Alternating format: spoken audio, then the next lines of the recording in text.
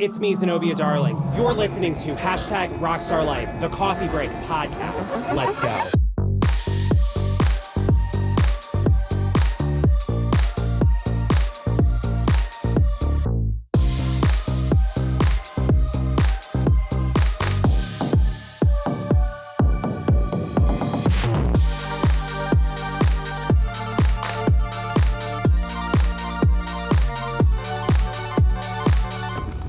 Where the hell's my cold brew at? What's up, guys? It's me, Zenobia Darling. Happy Thanksgiving to all my favorite little darlings out there. I don't know, this is a very interesting episode. It's a little bit of a different style of episode than what I normally do for the podcast, but it is Thanksgiving. It's a time where you give thanks to people, you give thanks to your ancestor spirits, you commune with family.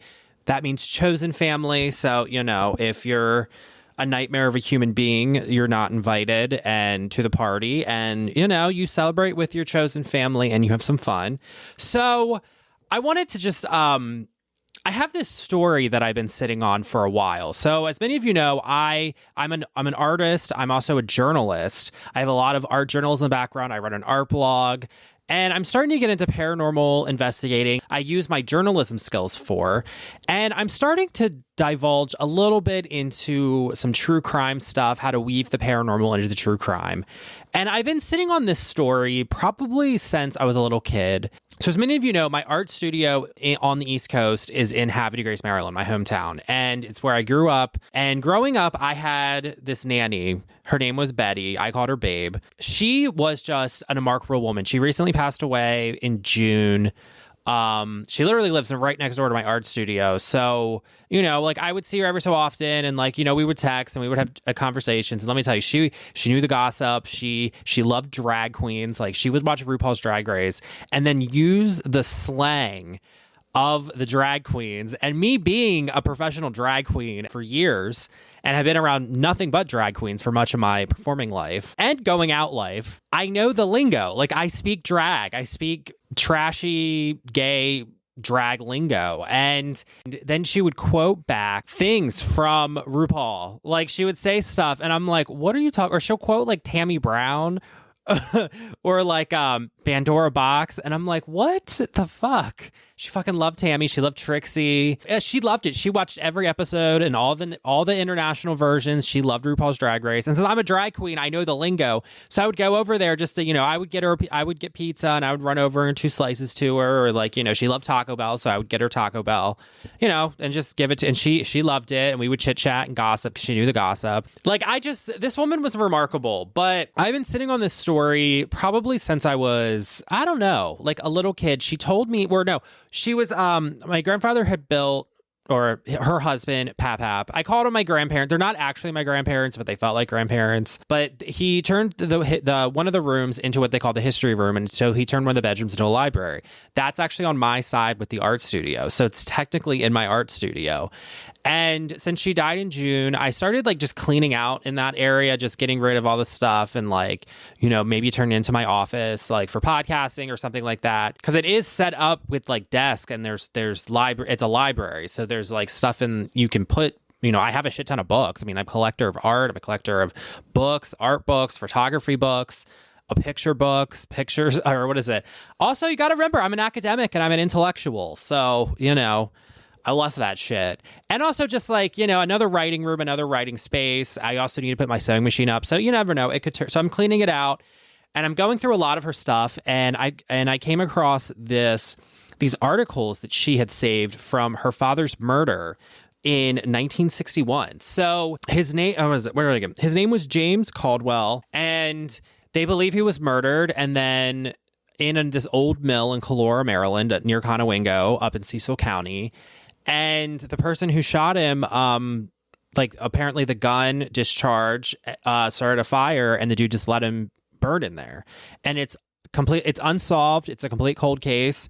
They never got the guy who did it. It had a horrendous effect on my nanny, Babe. And she's still I remember to this day, to the day she died, she was still traumatized by this event.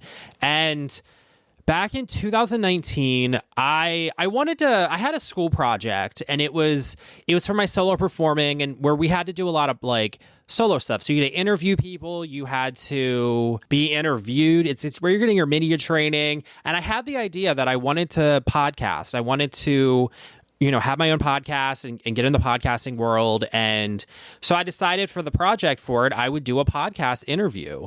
And so I interviewed my nanny. I went over there, and I mean, I'll tell you right now, I smoked a blunt during it. So, because she was cool. She let me smoke a blunt. So, and I just sat there and I just pressed record on literally my iPhone, and I had an external microphone. So it's not just recorded from the phone, but I'll tell you right now, the audio is shit. It was before I have the professional soundboard that you are hearing of. So so let's applause to that one. But this story is something I've always sat with, and I've always wanted to I don't know, do something with it. I mean, I am writing something for it that I'm not going to discuss. You'll find out about that in a little bit, but in a few months. But I wanted to start putting this out there, and I got all the research out, and I kept diving more into this story, and the journalistic side of me is like, let's do something for this. And that way, like, I remember there was one conversation I did have about her. It was after I stopped recording, and I was telling her about that, and I said, okay, now you know that story, like you told that story from your perspective, and you see the emotion that this had as a victim of that murder. And there's a little bit, I do ask her about paranormal stuff. I will say there was paranormal stuff that happened afterwards, I think, because I started getting into the paranormal right around the time I recorded this. I wrote it down. I believe it was August 29th, 2019. It was in my Havre de Grace art studio. I had her come over and sit on the blue couch where several podcast people have been on, and she I just had her talk. I asked her a few questions. And I mean, I had to submit an outline for the class, but I just asked her questions, and I just had her talk about the experience and what happened. And I think it's a really good documentation from her perspective. And I don't know. I mean, the audio shit, so don't come for me for that. But I just think this is an interesting story, and kind of give thanks to her. Because literally, like, when I was in college, I lived at my art studio in Havre de Grace, and I was commuting at Towson, and so it's one of those things, and she didn't charge me rent. And she said, as long as you're in school, don't go to school, focus on that. And she knew that what I was doing, and she was always willing to help out. And it's kind of like, this Thanksgiving, you give thanks to people, and you give thanks to your ancestor spirits, because now, like, she did pass away in June, and it's kind of giving thanks to your ancestor spirits. And I do think her and Pap are my ancestor spirits. I know I've read an article about Pap's artwork. His artwork is fantastic. I'll put the link below. Cause like he taught me how to paint. Like that's something else about him. Like these people, like I didn't realize the effect they had on me as a kid, but they really paved the way for what I do now. And one of the things that Babe said, this was probably the last time I talked to her back in May. I was sending her a podcast, and I said, what do you think of this bullshit? And she just starts laughing, and she's like, you literally are the same person you are as a kid. She said, but now you do it professionally. She said, you sound better. You are funnier. She's like, you've elevated, but you still at your core, I can still see 8-year-old you on the back porch in front of the VHS recorder video camera that they had. And I have so many videos of them. I'll put them on my YouTube possibly. I don't know. We'll see. But I have VHS tapes. And for you youngins, a VHS tape, just Google it. But I'm that old. I have all of them of me. I have me doing a QVC show where I was trying to be Joan Rivers or Lisa Rinna. I was selling whatever shit I found in the trash. And, I was selling it for, 2 easy payments at $9.99. And I did the whole thing. And then there's other videos of me dancing to like Madonna and Britney Spears. Acting like a damn stripper at 10. I mean, oh, well, I love it. I loved it. And then you have me doing stand-up comedy, and you have me painting, teaching how to paint. They knew that I wanted to be, they knew I had that sense of fame in me. And they knew that I had there was something in me that made me really stand out and do that. They knew that was my lane, and that was what I was going to do. And they always encouraged it. They always did, because there was a lot of people that didn't encourage it, that would make fun of it and just, talk it down and shit talk it. But they got it, and they let me do it, and that's something I'm very thankful for, because it's like, still doing it. So with all that said, guys, this is my interview with Betty Jane Earls. Betty Jane Caldwell was her maiden name. She was my nanny. I called her Babe. This woman was a remarkable woman, and you can actually hear her voice. It's actually, I got kind of emotional when I first played the audio, because I was like, wait a minute, I haven't heard your voice in a while. Like, it's kind of like, whoa, that's awesome. I still have voicemails from her, because she would leave me voicemails and stuff that I don't think I'm gonna delete, but she did pass away. So, this is kind of another way of just me, just kind of, and I remember she told me, she said, do something with this story. She was like, I know you can do it. Just, you know everything, do something with it. So this is me doing something with it. So here is the audio recording of me interviewing Babe. And just be warned, guys, the audio is horrendous. All right, you ready? Yeah. Okay. So how do we start this? So basically, let's go to the day that, let's start with the police call. So lead up to the events of what happened before your mother called the police. We've been to Havre de Grace, spent the night with my grandparents on a Saturday, went to church with them on Sunday, and they brought us home Sunday night after church. We come home. My dad was nowhere around. The car was home. His wallet was home. His keys were there. Everything. Nothing was messed with. And he'd been laying in the bed, on top of the bed. You could see his head print in the pillow. So it was too late to start calling people. So first thing, we went outside, and we thought maybe he'd fell, and we was looking for him and all, and couldn't find him. And I guess we were just up about all night, and as soon as it started getting daylight, my mom started calling his friends to see if anybody had seen him over the weekend while we were gone. Me and her were gone. And and they told my mom, said, well, that old mill burned up last night, and somebody was in it. And Mom said, no, she didn't know, because we were in Havre de Grace. So then we waited. A little while later, she decided to call the police to make a missing person. So then they started coming to the house, interviewing Mom. They didn't interview me because I was a kid, but interviewed Mom, and wanted to know what she knew and when was the last time we seen him and all that. And they told us that somebody had burned up in that old mill. Well, there was another man missing all at the same time. So they weren't sure who it was. So there was helicopters flying over the house, and like I said, police in and out, and asked my mom questions and stuff. And finally, several days later, this other man that was missing, he showed up. So they knew it wasn't him. So they figured it was my dad. And they went up to the old mill and was checking around and all. And they said a body was burned up in the old mill, and all they could find was parts of his partial plate. And when he was in the service, he got shot in the leg, and he had a big hole right below his knee. And they said if he ever bumped that thing, he could bleed to death. So we had a creek down behind our house, and we thought maybe he'd fell and bumped his leg and was bleeding and couldn't get back up to the house. So we took a flashlight and we searched and nothing. So as soon as it got daylight, she started calling around, and she finally decided she better call the police.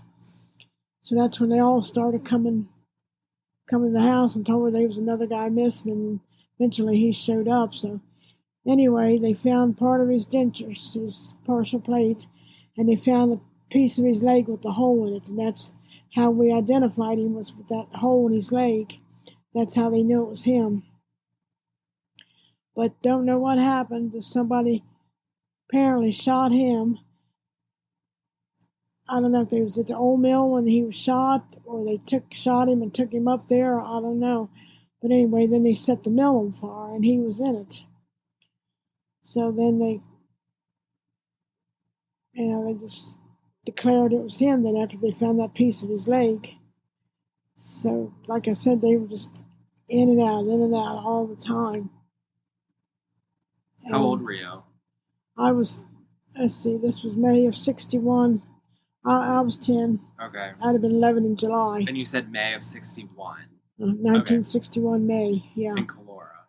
In Colora, Maryland, yeah, Cecil. Okay, guys, so I hate to cut in, but I'm going to put the ad break in here. I hope you guys are enjoying this because I don't know, I thought this was good. And like, yes, it's so crazy because if you listen to it, you can see where it's so elementary. And I don't know, I forget how old I was, but like this was like junior year, this was of theater college. Like this was only like my I was probably 8 months into like actually like professionally performing. So, and you can still see it's like rusty or not rusty. You can still tell it's elementary, but you can still see the Zenobia magic that you expect today. That's what I love about it. And I mean, it gets really, I don't know, it gets good. So here's the ad break.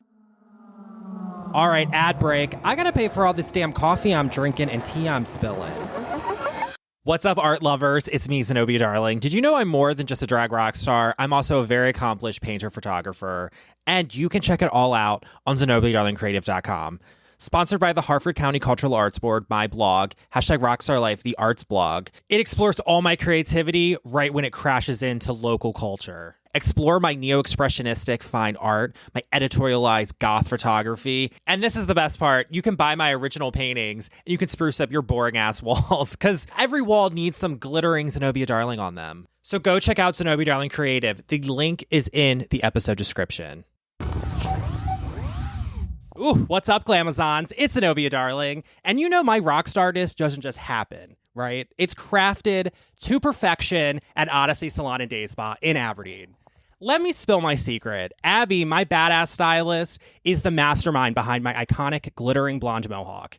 Whether you want to spike it up, smooth it out, dye it a killer shade, or just add that extra edge to your hair, the crew at Odyssey have the magic to make you feel like the superstar you truly are. And it's not just about hair. They keep my nails sharp, my skin polished, and every visit is an absolute blast. And here's the best part, my darlings. Odyssey isn't just about looking fierce. It is a safe space where us LGBT folks can feel right at home, shining as our truest selves. So if you're ready to live your own #rockstar life and embrace your creative spirit, get yourself to Odyssey Salon and Day Spa in Aberdeen. Tell them Zenobia sent you and show the world how fabulous us rock stars look. And you never know, you might run into yours truly. The link to book your visit to unlock your fabulosity is in the episode description. Hey there, ghost-loving rebels. It's Zenobia Darling, your paranormal punk rock queen. We premiered my newest art film, Ethereal Anarchy, Zenobia Darling's Haunted Revolution, on November 1st with my opening reception of my immersive art exhibition, The Paranormal Realm Beyond the Lore. Let me tell you, part one of this film captured one of the most profound paranormal experiences I've ever had. And it was met with roaring applause and accolades. And yes, we filmed it in true punk rock fashion to bring you even more content. But Huns, the revolution is just getting started, and we need you to bring part 2 to life.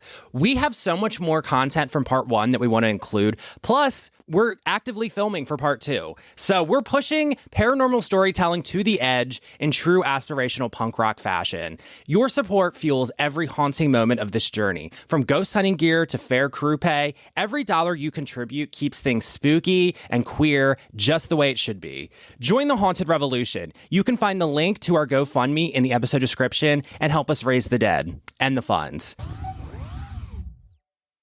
All right, guys, so let's get back into it after this ad break. I don't know, I forget where we go from here, but let's listen. Just listen. I hope you enjoy it.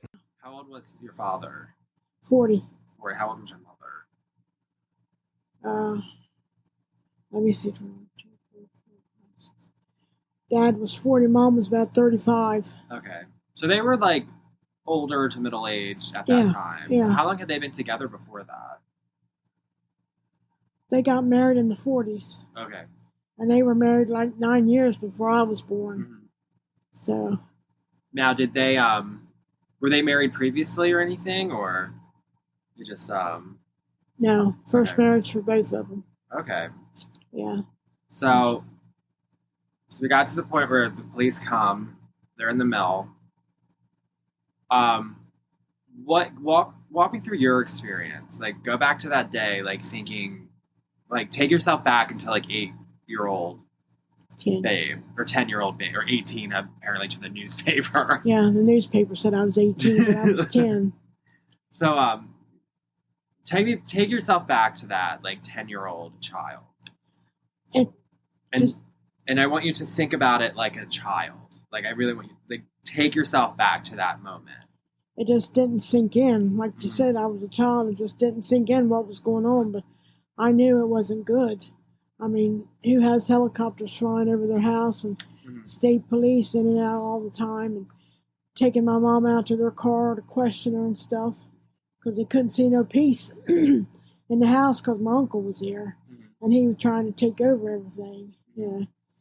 He was trying to take the car, my dad's car, and he said, oh, it's him. I know it's him, but he didn't know either, for sure. So he tried to take this away from us and that away from us, and Mom plainly told him he wasn't touching nothing. You can cuss if you want. Huh? You can cuss if you want. I know that's not what she said. I know she cussed. Well, probably did. Well, I don't know. Okay. I'm going to say, if you have to cuss, go ahead. But, yeah, she probably did. And, now I done lost my train of thought. That's all good. You were going back to 10-year-old self. You were talking about your uncle, how he went and how they were taking your mother in and out to question her. Finally, the police had to tell my mom. He said, we're going to have to go out to the car and talk because she couldn't talk to the police alone. My uncle had his nose stuck in everything. So the police finally had to take her out and sit in the car and talk to her and question her. But he just knew it all, and he was right there. And he was wanting to take the car, he was going to take the house, and I don't know what was going to happen to us. But anyway, come to find out it was him. And that was the 7th of May, 1961. You still remember that date? Yeah. Yeah. I remember that day like it was yesterday. And it was just a lonely, sad, dreary time. We lived in the country. There was houses, but they weren't close. Like one on this hill and one on that hill, and that was it. But it was just scary. My cousin come and stayed with us a couple weeks, just so me and Mom wouldn't be alone. And it was hard when he left. I was just scared there, I guess. I kept telling her, I wouldn't go upstairs to bed. I stayed down in the living room, slept on the floor, and I kept telling her every night, the door's locked, the door's locked. So finally then after all that and got that all took care of, then Mom decided she didn't want to live there anymore, too many memories. So we sold the house and we moved to Havre de Grace in 1960. Well, it was still 61 when we moved to Havre de Grace. Oh, so she didn't even last, it was only like a few months. No. Not house. No. Just too many memories, couldn't stand it there. So, and me and her didn't need to have a house anyway, so we just got an apartment in Havre de Grace.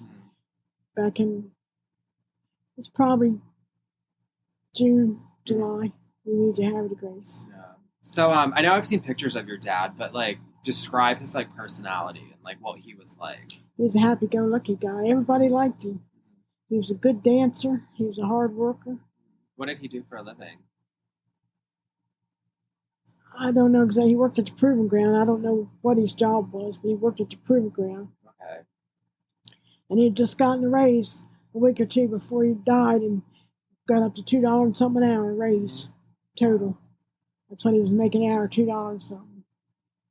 And he used to work at Bainbridge, and he was in World War II Army. Yeah. Because you said he had the hole in his leg. Yeah. They said that when he was in the service, he was in the barracks. And some guy on the first floor of the barracks was cleaning his gun, and the gun went off and shot a big hole in his leg. And it had a little thing on inside of it where it drained all the time. And they said if he ever bumped that, he could bleed to death. Yeah. So that's why we were out looking all around the yard and down by the creek and all that to see if maybe he'd fell and couldn't get up. Oh, so so when he wasn't there, you thought that happened. Mm-hmm. So you didn't suspect any like foul play or anything. We didn't know that night. When we come home Sunday night, we didn't know about the mill. Yeah. So we just thought maybe he bumped his leg, and we got the flashlight. We walked the whole yard and all the way around just looking for him, thinking he'd bumped his leg and couldn't get back up to the house. And then we just finally give up and come back in the house and thought, well, maybe he'll come back soon. And then when it started getting daylight and he still wasn't home, then she started calling his friends. And that's when they told her somebody, the mill was set on fire and somebody burned up in it.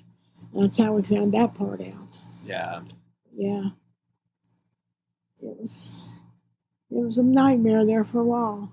Yeah. How long did how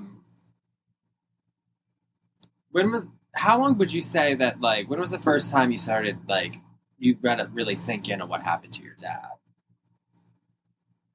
Probably the funeral. How long after the actual, like, the events of that day was the funeral?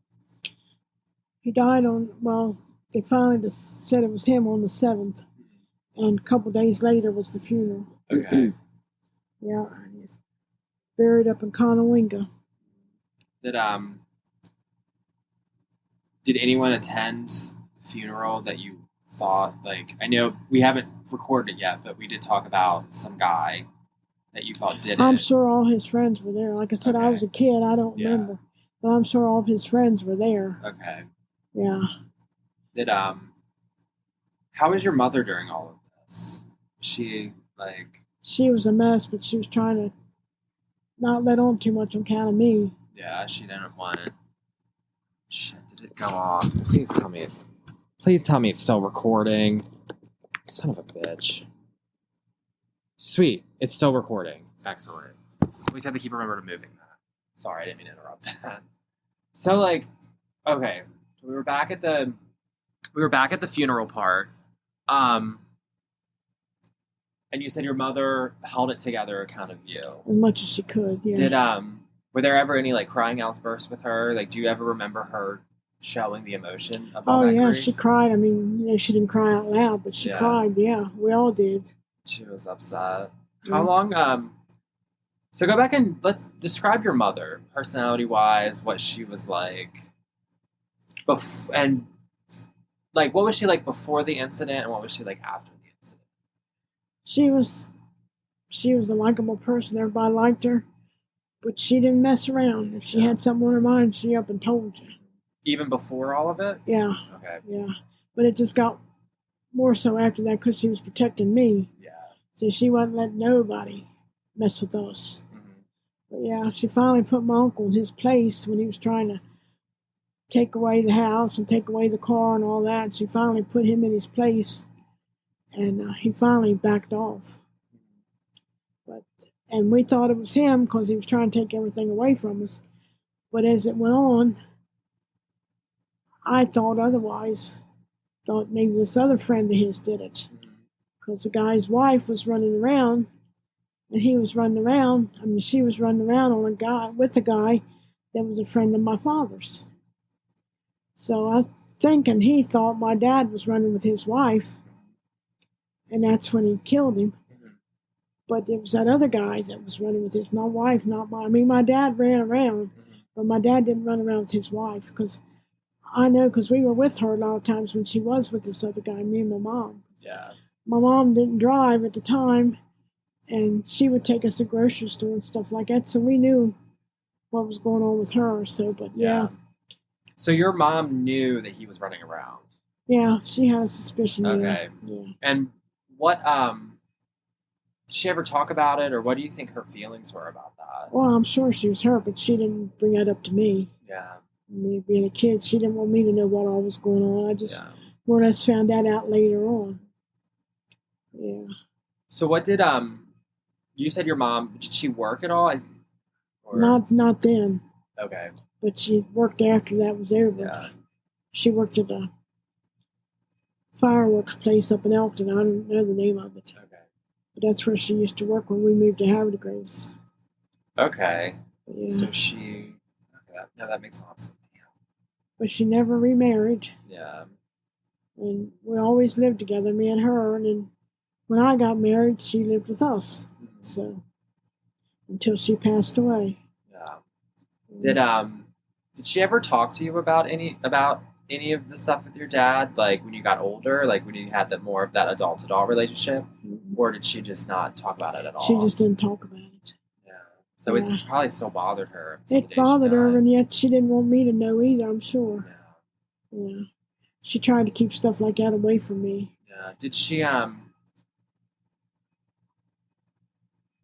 trying to think how to, like, phrase this. Did she, like, because your mother seems like she's very strong, but, like, at that time, did, like, was she planning on, like, leaving your dad or anything, do you think? Or do you suspect, or she just would let it happen? She just dealt with it. My dad was a cab driver, for one thing, so he had plenty of chances of meeting people, you know? Yeah.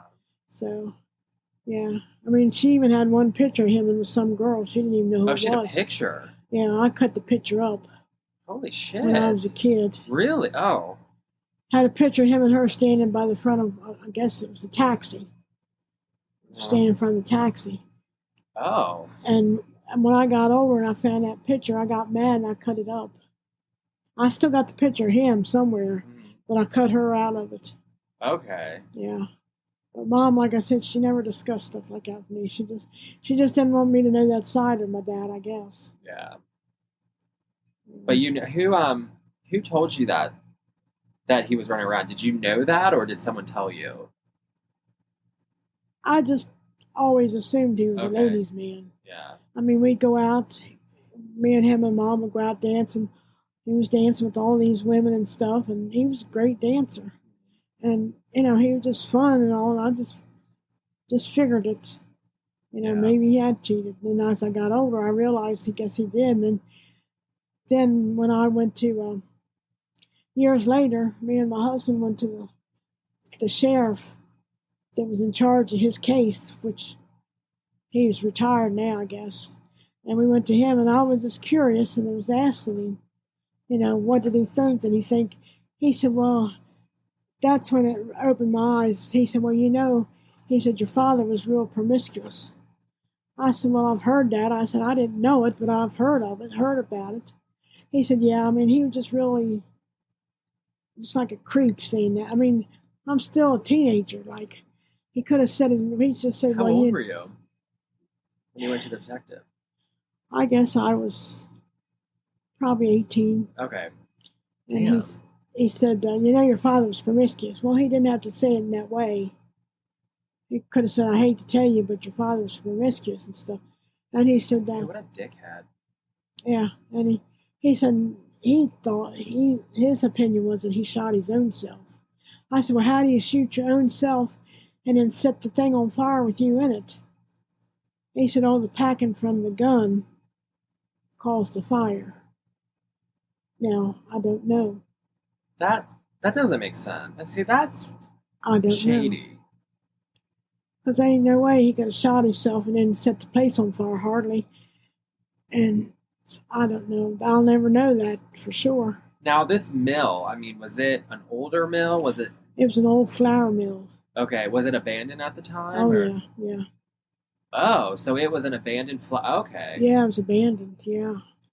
Yeah, it was just a shell up there, you know. We were kids, we'd go up that way just walking and all. We'd go by the mill and stuff, yeah. No, it was just a shell of a place. Yeah. Wow. And it was right across from the house. So, I don't know if somebody shot him, drug him up there, or somebody said, let's just walk up there and go for a walk or something. I don't know. Now, do you have... Now, you think you know who did it. You've got feelings. I'll never know for sure, but I have a good opinion. Yeah.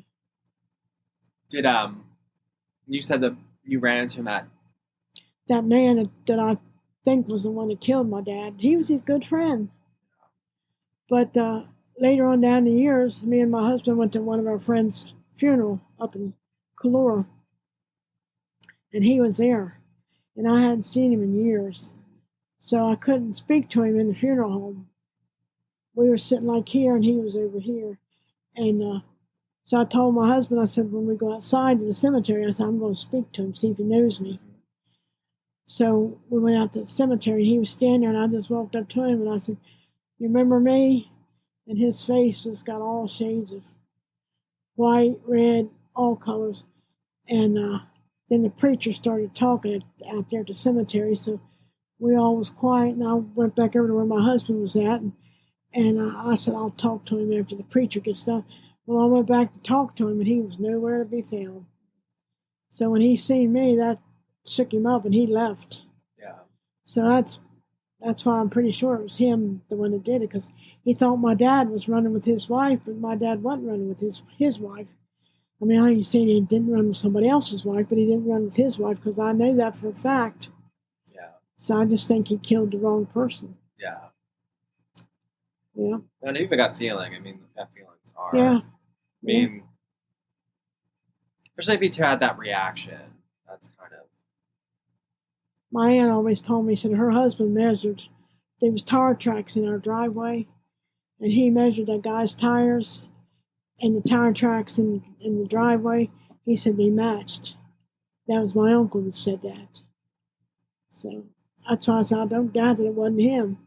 And after he seen me and the way he looked, I mean, it was just like seeing a ghost when he saw me, especially when I spoke to him. Yeah. But next thing I know, he was gone. That's the last I seen of him. Now he's died too. Did what? So after everything happened, after the police left, go back to 10-year-old self. What were you feeling in that moment? Like, walk me through. Like, I know you talked about like stuff happening. Walk me to like the feeling, like afterward, after all the police left, and it was just you and your mom there in your house. Yeah, it was just unreal. It just didn't seem real for a long time. And just me and her there, just lonely. You know, really, we just couldn't wait to get out of there. We needed to be around people. Yeah. And once everybody, I mean, we had people there for a while, but then everybody left after everything was over. And it was just me and her, and it was sad. So we even rented an apartment for a month or two just to get out of the house before it was sold. And then once it was sold, then we moved to Havre de Grace and rented an apartment down here. Yeah. Yeah, it was just unreal. He had a nice garden. He had a boat. We went crabbing. He named the boat after me. I would help him bait the crab lines. We'd go leave at 4 or 5 o'clock in the morning to go crabbing. He'd hook the boat up to the car, I guess it was. And I would ride in the back of the boat. Going across the toll bridge and all, I was in the back of the boat. Stupid me with the blanket and the pillow at 4 o'clock in the morning or 5 o'clock. Now I think back and think, wow, that boat could have come unloose from my car. Where would I be? I'd go through the toll booth. I was waving at them people. They just waved back. They thought I was crazy, I guess. No, they didn't care. Yeah. So, yeah, he was 40. He just turned 40 in January, and he died in May. Did you have any like life insurance policy or anything on him? Did your mom get any money from it? Yeah, I don't know how much, but yeah. And then about every 2 years, he bought a new car, so he had the insurance or whatever till something happened to him. The car was paid off, so the car was paid off. Okay, so your mom had it, but she didn't have a license. She would drive it anyway. Yeah. Well, she never drove that. She never started driving until we moved to Havre de Grace. Mm-hmm. I guess she knew how, but she never started driving. We sold that car and the house. So we moved to Havre de Grace. We didn't have nothing, so she took and eventually got a car. And she drove right on without no license. And I wasn't old enough to get a license, so luckily she never got caught.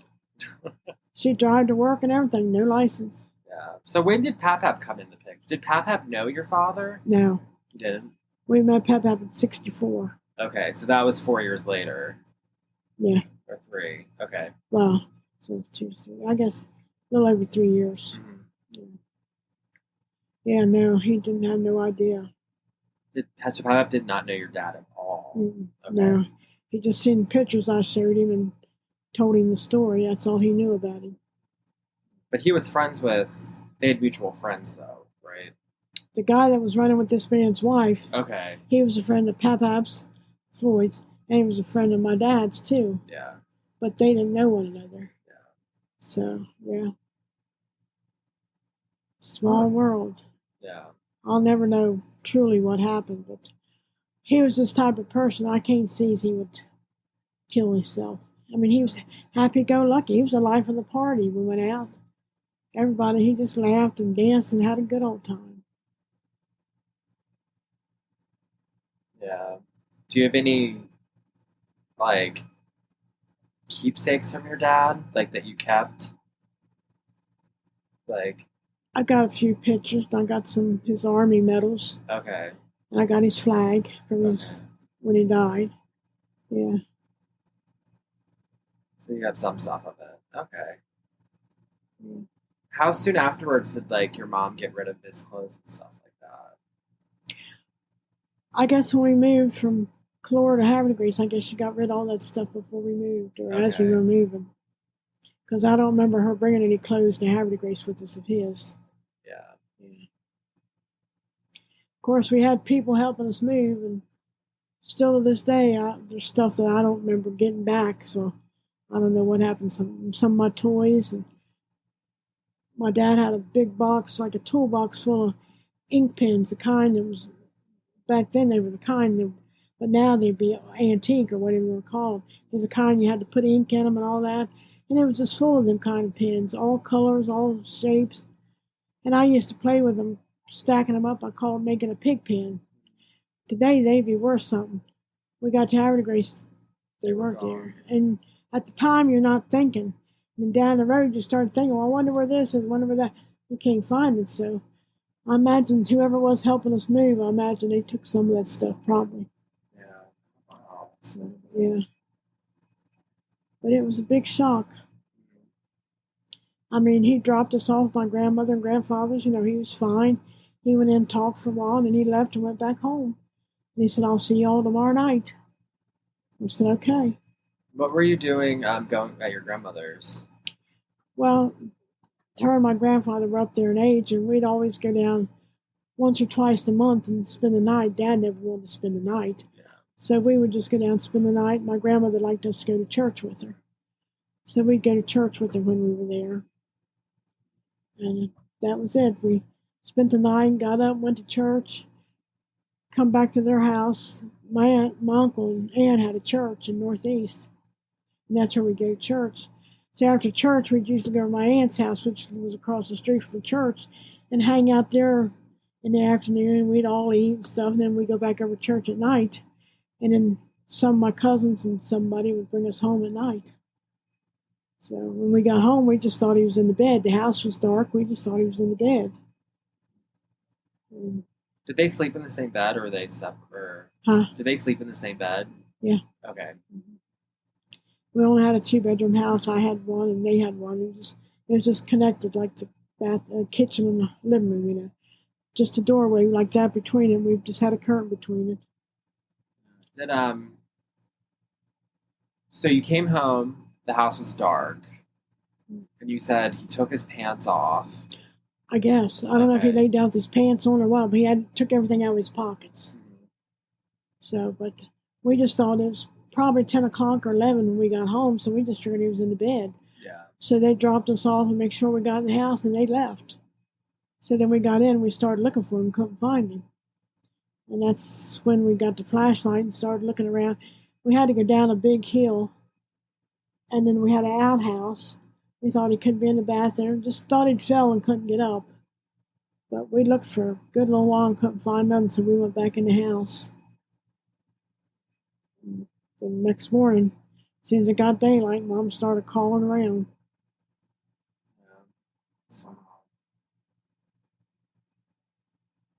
And your mother never talked about it.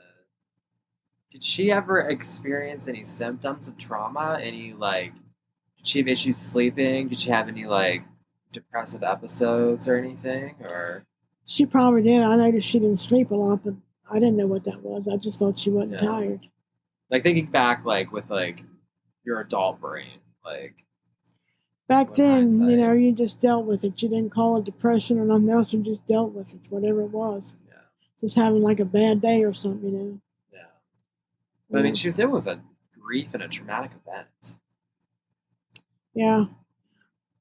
Always what she lived for. That's the truth. Yeah. Did she change at all afterwards? Like, was there anything that like you remember or thinking back, you remember like being different about her after what happened with Dad? No, I just knew she had a lot on her dealing with everything. Yeah. But other than that, no. Did she smoke or drink or anything? Or She used to smoke, okay. but she quit. Yeah. Yeah. I'm trying to think. I think we got it all. Yeah. Is there any other parts that you feel like we left out or anything? Or No, I knew when my uncle was trying to take everything away, Mom put a stop to it. I mean, that's the way she was. yeah. You're not taking anything away from me and my daughter. So finally, he backed off. Yeah. Yeah. So take me back to your conception story, because you were a surprise to them, correct? Oh, when she was pregnant? Yeah. Yeah, she had no. Well, they'd been married 9 years. She had no idea she was pregnant. Mm-hmm. She was heavy set like me, and she lost a little bit of weight, and then she gained it back, and that was it. And she said her back got hurt really bad one evening, and Dad took her to Oxford. Took her to Oxford, Pennsylvania, to the doctor. And the doctor told her, said, I want you to go to the hospital right now. I said, you're going to have a baby. And she told him he was crazy. She wasn't pregnant. And he said, you are too. And Mom said, I'm not going to no hospital. I said, I'm not pregnant. So he said, well, tell you what. He said, go home, go to bed. When I close up the office, I'll be down. Well, she went home. She said then she felt good. And she mopped and waxed. And doctor comes, she was still working. So when he got there, he made her go to bed. She said he had to sit at the foot of the bed to keep her in the bed. So I don't know what time he got there, probably after 8. So she went to bed and all, and he sat up there with her. About 5:30 in the morning, I was born. Shocked everybody. And my dad was, I think I was born like at 5:30 on a Saturday morning. So time the stores opened to Rising Sun, my dad was up. I didn't have no diaper. I didn't have nothing because they didn't have a clue. So he said people up there was looking at him, why are you buying diapers? Why are you buying this? Why are you buying it? He called my mom Et. A lot of people call her Bet, but he called her Et. He said, Et just had a baby. And they said, no, ain't no way. He said, yeah. He said, she just had a baby this morning, so we ain't got nothing for it. So he bought a bunch of stuff, whatever he bought, and brought it home. And people started coming around. They had to see for themselves. They couldn't believe it. And I remember her saying one time they were getting ready to go somewhere, her and Dad, and I was upstairs in the crib. They got in the car, started the car up, and started to back up. Mom said, oh, wait a minute, we forgot something. They wasn't used to having a baby, and they forgot me. But at least they didn't get out of the driveway. They come back and got me. But yeah, they were married 9 years before I was born, and they had no clue. So she really was one of those cases of I didn't know I was pregnant. Yeah. She had her period and everything, and nothing changed. Yeah. So I weighed 8.5 pounds, and when she was born, she weighed 1.5 pounds. Oh wow! They thought she was dead. They were getting ready to bury her, and they had an old midwife back them days, and the midwife told my grandmother, said, well, we'll try one more thing, and if she don't respond, then she's dead. So they burned a feather and put it under her nose, and they seen her twitch her nose, and that's how they knew she was still alive. So she said she slept between my grandmother's boobs so she wouldn't smash her, and my grandfather used his hankies for her diapers. So she was a miracle baby back then. No incubators or nothing like that, Yeah. So yeah. And they got married at a little chapel in Elkton back in 1940 something. I'd have to look it up. Yeah. So I think ending.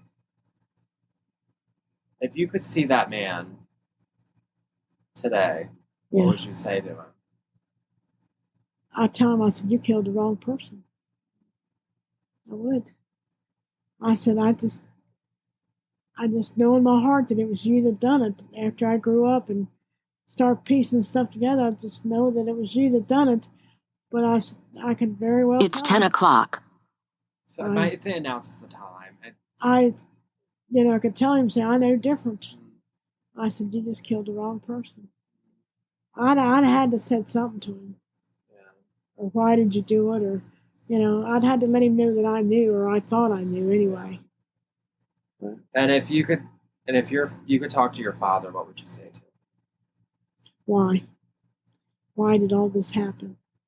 I mean, he run around, but he treated me and Mom good, and I didn't see any signs of him wanting to leave or nothing. They weren't never fighting around me. And another thing, that man that I think that killed him, his wife, after me and Mom moved to Havre de Grace and my dad died, his wife come down. She called Mom up on the phone. She lived in Cecil County. She said, I'm coming down. She said, I got something to tell you. Mom said, okay, we're home. Come on down. She died before she got there. What? So that tells me, too, that she was going to come down and tell my mom. What did she die of? They don't know? They're talking like a heart attack, but... Because if he's killed once, he'll kill again. And if he knew she was coming down to our house, but we never knew. She never got to come tell my mom what she wanted to. But she called her up, and I think she said, you're going to be home tomorrow. And Mom said, yeah. She said, I'm coming down. I got something to tell you. And that night she died. How long after was this? After Dad died? Yeah. Well, we'd already moved to Havre de Grace, so it was probably 3 or 4 months. But she must have found out, I figured she must have found out, or she must have knew. And she probably told him that she was going to go down there and tell us. And I don't know if he done something to her or what, but she didn't make it down there. We got a call the next day since she had died. So that's the day she was coming to tell Mom something. Oh, wow. So this story ain't all together. I mean, it's part here and then I skip a part. No, it's fine. Seriously, we're just getting. This is just information grabbing. Like this isn't seriously because we'll get everything on and then we'll just keep. You're doing great. Just that's. He wants another treat. Where's his treats? Yeah, but just no. This is good. Just keep. I'm trying to think. Do you have anything else you want to say or? No, just we'll never know for sure. We just have our suspicions, but we'll never know for sure. But I think I'm probably right on it. Yeah. But I don't think he could live with himself afterwards, hardly. I don't know what he died from. Yeah. Have you ever had any weird events happen that have made you think, oh, that could be Dad? Any like unexplained, like weird synchronicities or just weird feelings or weird stuff happen? No, I've had the weird stuff happen here. But I mean, because I know weird stuff has happened, but you've never had anything that's kind of been like, what? Like, No, I don't remember. No. No. Well, that was really good. We're at 40 minutes, so. And we are done, guys. This has been, I don't know, like my final thoughts about this whole thing. It's a really good story. And it really like, I mean, this is a cold case. They have not found this guy. She knows who it is. And I remember she did tell me before, she goes, karma's a bitch. And it's like, yeah. And so, she never names the guy because she knew karma was going to get him. And, and she didn't want to like badmouth anyone. I don't know who's connected to it, but it's definitely an interesting story. So with that being said, guys, I'll be back next week. I got some good interviews lined up. I've been doing it. I've been busy. I've been also chilling out, doing stuff. I'm getting back into UFO stuff. So yeah, this should be interesting. And with that, guys, being out to the UFO, peace out. Happy Thanksgiving.